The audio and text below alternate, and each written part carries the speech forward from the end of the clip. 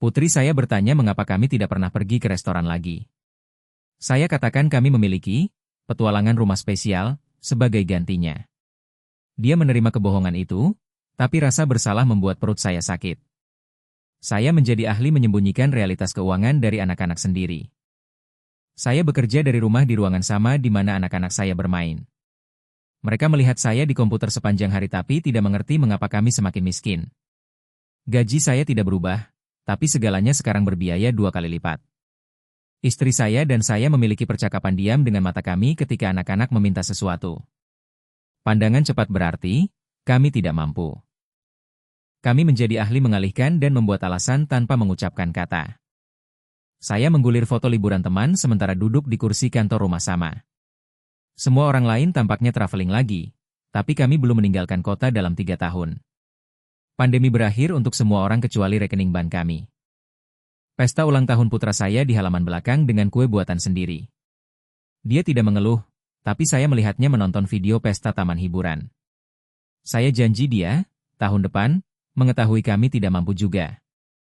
Laporan kartu kredit tiba dan saya menyembunyikannya dari istri. Dia pikir kami mengelola baik karena saya menangani semua uang. Kebenaran akan menghancurkan hatinya setelah segala yang dia alami. Saya menolak undangan akhir pekan lain dengan mengaku kami sibuk. Kebenarannya adalah kami tidak mampu bensin untuk perjalanan, apalagi hotel atau makan di luar. Kehidupan sosial kami menyusut untuk mencocokkan rekening bank. Putri saya bertanya jika saya masih memiliki pekerjaan karena kami tidak pernah pergi ke tempat bagus. Pertanyaan polosnya memukul saya lebih keras daripada panggilan penagih hutang. Dia mulai menghubungkan titik-titik yang saya sembunyikan. Saya menemukan istri menangis melihat spreadsheet anggaran kami. Dia telah mencoba membuat angka bekerja selama berbulan-bulan. Pura-pura berakhir, kami berdua tahu kami tenggelam dalam gerak lambat. Kami memiliki pembicaraan uang jujur pertama dalam bertahun-tahun. Tidak ada lagi pura-pura, tidak ada lagi menyembunyikan laporan. Angka-angka menakutkan, tapi mengucapkannya keras-keras terasa seperti mengangkat batu dari dada saya. Direktur IT lama saya Robert menghubungi untuk pertanyaan konsultasi cepat. Dia memperhatikan sesuatu di suara saya ketika menjawab, pengunduran diri lelah seseorang yang menyerah. Dia pernah di sana sendiri. Robert mengatakan dia membangun bisnis konsultannya dari garasi selama resesi terakhir. Keterampilan Anda bernilai 10 kali dari yang Anda hasilkan, katanya. Anda hanya menjualnya ke orang yang salah. Dia menjelaskan bahwa keterampilan IT saya adalah tiket emas, tapi saya menukarnya untuk upah per jam daripada membangun ekuitas. Berhenti menyewakan otak Anda dan mulai memiliki apa yang Anda ciptakan. Klien konsultasi pertama saya adalah bisnis kecil yang dirujuk Robert. 3 hari kerja membayar lebih dari 2 minggu di pekerjaan reguler. Kemungkinan pelarian mulai terasa nyata untuk pertama kalinya. Kabar menyebar melalui jaringan Robert. Segera saya memiliki lebih banyak pekerjaan konsultasi daripada yang bisa saya tangani sendirian. Istri saya mulai membantu dengan penjadwalan dan faktur, kami menjadi mitra bisnis. Kami melunasi kartu kredit pertama sepenuhnya. Menonton saldo itu mencapai 0 terasa lebih memuaskan daripada gaji apapun yang pernah saya terima. Rantai mulai putus, satu tautan pada satu waktu. Saya berhenti dari pekerjaan IT ketika pendapatan konsultasi melipat gandakan gaji saya. Ketakutan itu luar biasa, tapi memberitahu anak-anak ayah bekerja untuk diri sendiri sekarang adalah momen paling bangga dalam hidup saya. Perjalanan keluarga pertama kami dalam bertahun-tahun adalah ke tempat pizza sederhana. Tidak ada kebohongan, tidak ada alasan, hanya menikmati bersama tanpa tekanan finansial. Kenormalan terasa luar biasa. Kami membeli minivan bekas yang benar-benar bekerja andal. Tidak ada lagi khawatir mogok dalam perjalanan ke toko kelontong. Kemenangan kecil terasa besar ketika Anda kalah begitu lama. Pesta ulang tahun putri saya di venue nyata tahun ini. Melihatnya tertawa dengan teman tanpa alasan, petualangan rumah, menyembuhkan sesuatu yang rusak dalam diri saya. Janji terpenuhi terasa lebih baik daripada kebohongan diceritakan. Kami melunasi semua hutang konsumen. Setiap kartu kredit, setiap pinjaman pribadi, segalanya. Berat yang telah menghancurkan kami selama bertahun-tahun akhirnya terangkat sepenuhnya. Robert dan saya bermitra pada proyek IT besar sekarang. Murid telah menjadi mitra bisnis. Dia mengatakan saya memahami kebutuhan klien lebih baik karena saya ingat perjuangan.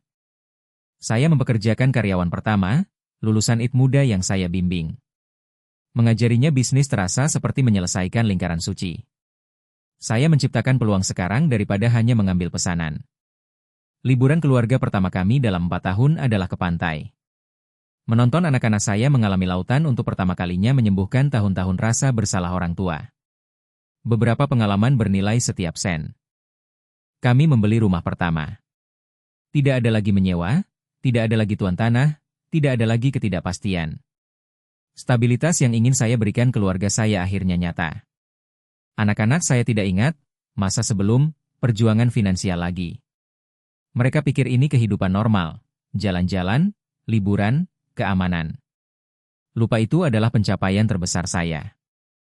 Saya masih bekerja dari rumah, tapi sekarang ruangan sama mewakili kebebasan daripada perangkap.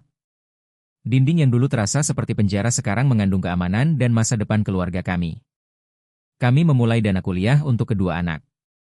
Membuat setoran pertama itu terasa seperti memutus siklus generasi ketidakstabilan finansial. Mereka akan memiliki pilihan yang tidak pernah saya impikan mungkin.